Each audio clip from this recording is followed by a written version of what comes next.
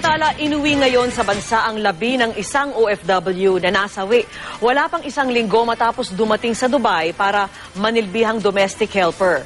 Nagpakamatay raw ang biktima ayon sa mga otoridad doon, pero ang kanyang mga kaanak kumbinsidong pinatay ang kanilang mahal sa buhay. Saksi si Lay Alves.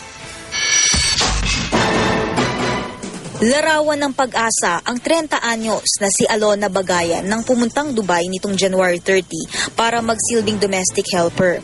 Nais daw niyang bigyan ng magandang buhay ang 4 na anak at makatulong sa mga magulang at mga kapatid. Pero hindi na siya nakausap ng kanyang pamilya pagdating niya sa Dubai. February 6, natagpo ang patay si Alona.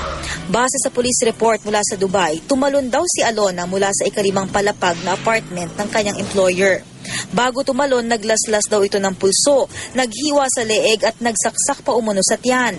Kaninang umaga, malamig na bangkay na siyang dumating. Pero nang makita ng mga nanlulumong kapatid ang labi ni Alona sa punerarya, lumakas ang kanilang paniniwalang pinatay at hindi nagpakamatay si Alona. Kasi nung nakita ko yung itsura ng ate ko, hindi namin lubos akalain gano'n ang sasapitin niya.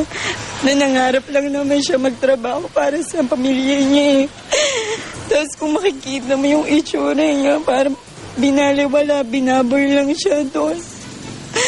Puro sugat. May mga kinausap kaming ilang forensic experts at ang sabi nila it's very unlikely for a person to commit suicide using different methods ng suicide.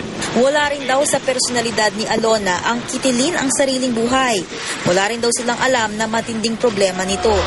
Si ate po kasi is masayahin eh. Masayahin po siya, mabait, maalalahanin. Ang masaklap daw hanggang ngayon, wala raw maibigay na impormasyon tungkol sa employer ni Alona, ang Al-Masiyah Recruitment Agency na nag-recruit sa kanya.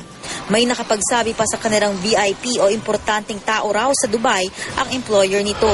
Nananawagan po ako lalong-lalo na sa gobyerno na sana po matulungan kami sa kaso ng ate ko. Lalo na dun sa pag-alis niya. Sana magkaroon ng linaw ang lahat. Yung katotohanan lang ho naman ang gusto namin. Ayon sa staff ng Al-Masiyah Recruitment Agency na kasamang sumalubong sa labi ni Alona, ibibigay naman daw nila ang impormasyong hinihingi ng pamilya. Nagsagawa na rin ng re-autopsy ang NBI sa hiling ng pamilya.